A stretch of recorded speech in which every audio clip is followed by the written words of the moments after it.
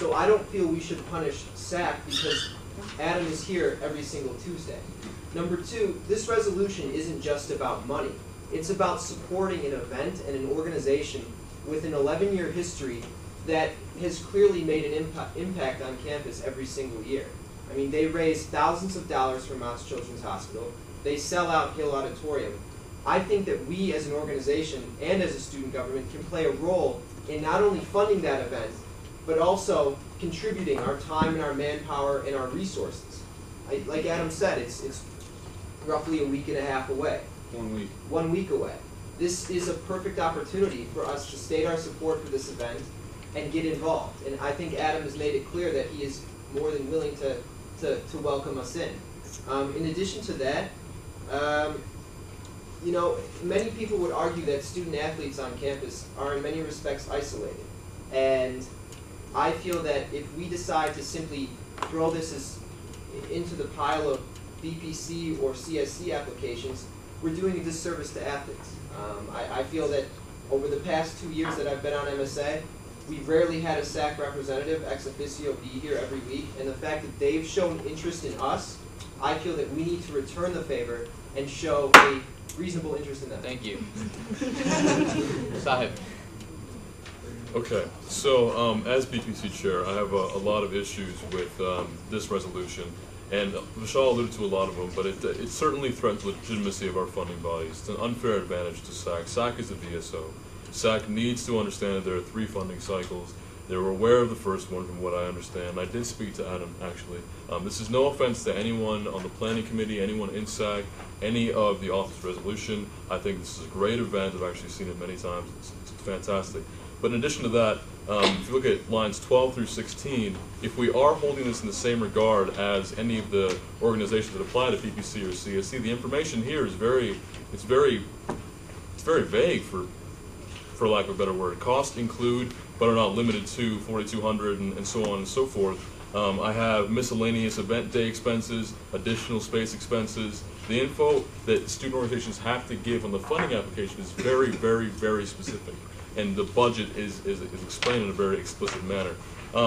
Further, the idea of an active and significant role, I understand that Adam is working, and I think that would, as far as my argument towards that would be legitimate. He's absolutely a member of MSA, and I think that his role there is active and significant.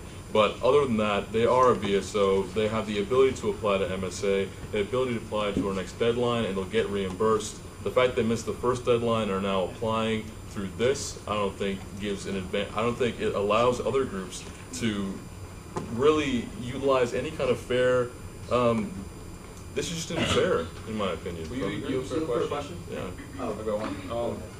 So within the BPC application, doesn't it state that organizations which receive funding need to in some way advertise the MSA logo, whether it be on like a flyer or a t-shirt? That's time. Thank you. Doogie, 2 minutes. All right, well, I'd like to first say that SAC, it's great having an ex officio here. I mean, from what I've heard, we haven't had one in a long time here, and it's great that we're here, and we can't pass up this bond with SAC. It's very important for us to get MSA's name out there, and Jim had mentioned in a previous meeting that we shouldn't go by precedent, and by allowing this one time, it won't harm anyone. It will, yes, let people bypass the BPC, CSC step this one time, but I feel it's an emergency, and it's a great way to get MSA out there. And I'll yield. You get a question? Yeah, I'll just take the rest of your time. Go ahead. I'd like to point out for the respected BPC chair that the money that we'd be giving is not cash in a brown paper bag that we're going to give in the back of Hill Auditorium. Clearly, we're paying $1,700 for the down payment on Hill Auditorium. That's what we're doing. That's what we're directly funding. So there shouldn't be any sort of confusion as to where our money is going. But the point that I really do want to make is that we talk about precedent. We need to establish a new precedent of taking interest in organizations that have taken interest in us. I said that earlier.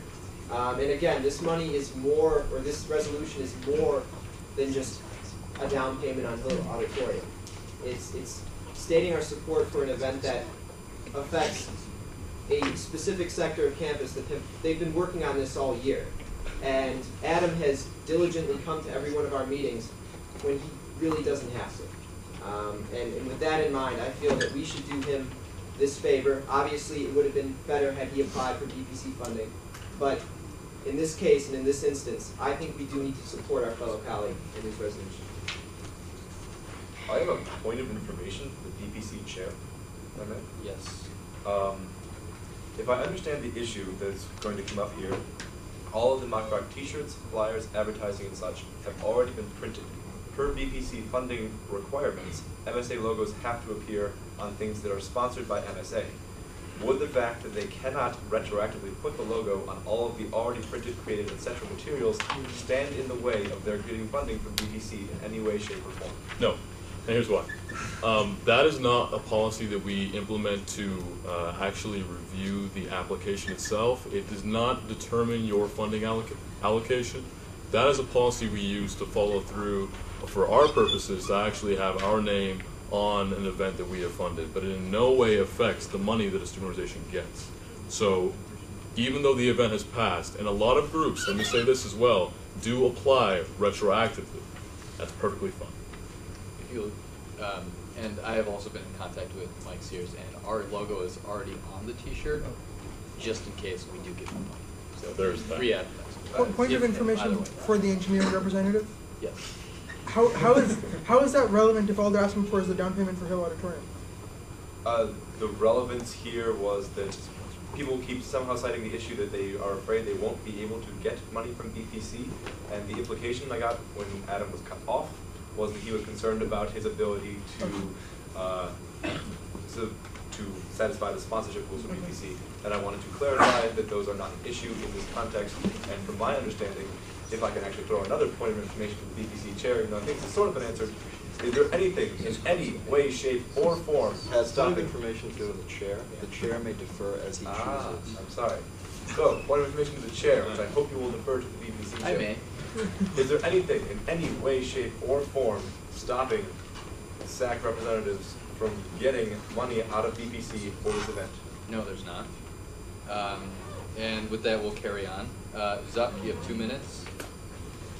So I guess my one little question or issue with this is that it's coming from the committee discretionary account towards sponsored events. And I know that athletic relations has been in contact with SAC and trying to help them with this, but I'm just wondering why athletic relations just didn't simply fund this and help them specifically from their committee. That was just my one inquiry into why MSA as a whole is doing it rather than athletic relations committee, which deals specifically with students and athletes and their connection. Do you yield? I yield. Thank you. Point of information, Yes.